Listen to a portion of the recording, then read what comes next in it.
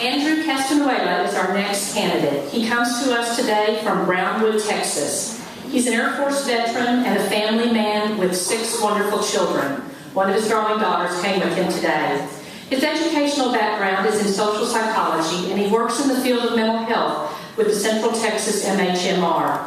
Mr. Castanuela has joined the race only because, like most of us, he is tired of too much government and no common sense in fiscal spending or the protection of American morals and American character. He believes in a strong military. He believes in drill baby drill, the flat tax, tort reform, state sovereignty, term limits, and you can check out his website to see a full explanation of where he stands on the important issues. Thank you for coming today, Mr. Andrew Castanuela.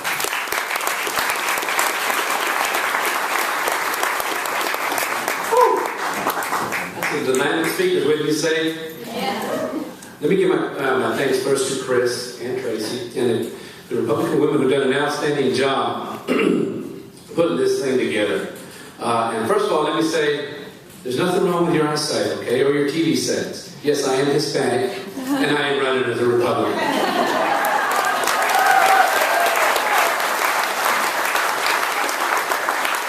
I was born and raised in actually the heart of Texas, literally the heart of Texas. It's called Brady, Texas, dead center. And I like that because when we're looking at the issues we're dealing with right now, what more better than to send somebody from the heart of Texas? Okay. Deep in the heart of Texas. Now here's the key. One of the things, and I've said this once before, among candidates, we're pretty much going to all agree on all conservative issues. It's pretty straightforward. That's what we believe in. If we didn't, we wouldn't be standing here right now. But here's the real question that you're going to have to answer for yourself.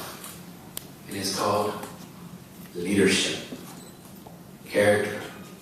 These are the things that define us as we, as human beings, as an individual. Now, in my pocket, I do carry the Constitution of the United States. And there's a reason I carry this in my pocket. Because for 20 years, I said I would support and defend the Constitution of the United States against all enemies, foreign and domestic. Well, we got some domestic issues going on in Washington right now. Okay? And I am a fighter. I am sorry. I am not a politician.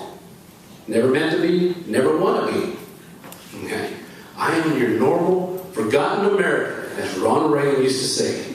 The forgotten American. Those people who really make the foundation of this country. It is time for us to actually stand up. You know, I really like a lot about Ronald Reagan, and I was telling this to an individual the other day. What I like about Ronald Reagan, he didn't try to create too much division. He created unity. And also, you may not know this, but Ronald Reagan was actually Catholic as well. His father was Irish Catholic, and of course his mother was evangelical. And he combined the two. He brought together the conservative people, those with faith in God, once more. And this is what we're going to actually need to go to Washington. Goes back to leadership. The first thing about leadership, you will understand, is what? Integrity. If you have no integrity, you're not a leader. Because people are tired of sending politicians to Washington that come up on every stage and say, I'm going to do this, and I'm going to do that, and I'm going to cut this, or I'm going to do that. Well, you know what?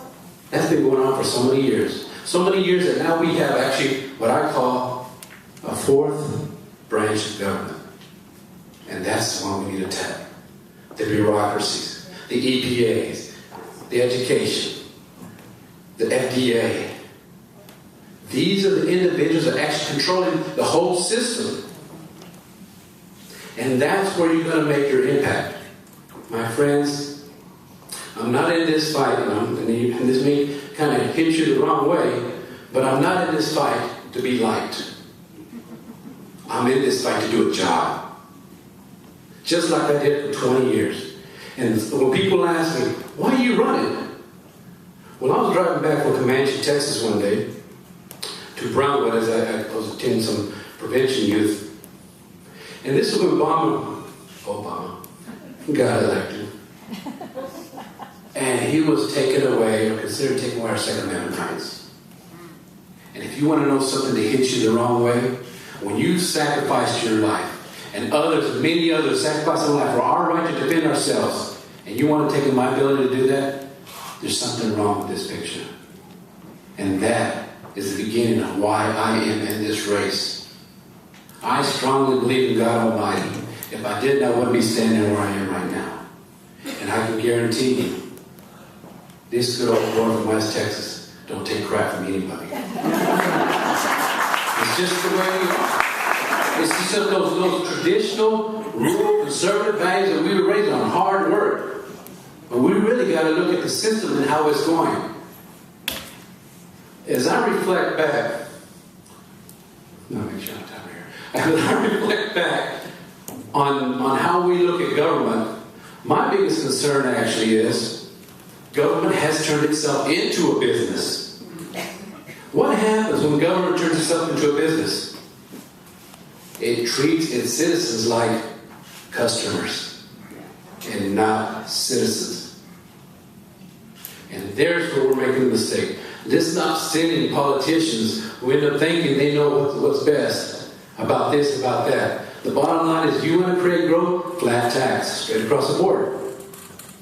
I mean, think about it. This nice house is for sale, right? She sells it. The buyer, what are they going to pay on taxes? Capital gains. That money doesn't belong to them. 10%, 15, 20% tops. It's all on the threshold that I put it in place. I'm here to fight for those things, a flat tax, because it's only that's going to generate jobs. The government isn't intended here to generate jobs. We are. Oh, good. I can talk to Winston. But anyway, closing that, I want to thank you for inviting me. God bless you, and I look for your support. Take care.